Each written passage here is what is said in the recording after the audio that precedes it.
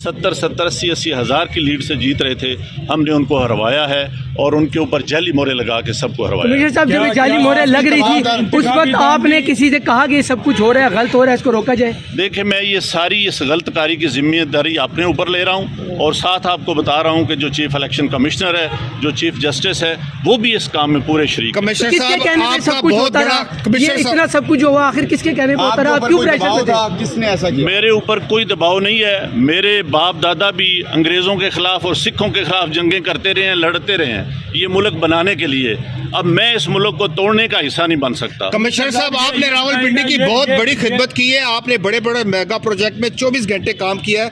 یہ بتائیے گا کہ آپ کو کمشنر چیف الیکشن کمیشن دباؤ میں لا رہا تھا کہ یہ کریں سارے کام، لوگ جیتوں کو آپ نے ہرایا، آپ کو نیند کیسے آتی رہی؟ کس طرح آپ کا ضمیر جاگ گیا؟ دیکھیں میں نے راولپنڈی کے لیے 16 گھنٹے کام کیا ہے. میں نے یہاں رنگ روڈ بنایا ہے، دوچا ڈیم بنایا ہے، ہولی فیملی ہاسپٹل بنایا ہے، جم خانہ بنایا ہے. میں نے لاری اڈے بنائے ہیں، مزدوروں کے لیے سینٹر بنائے ہیں، منشیات کے اڈے سینٹر بنائے ہیں.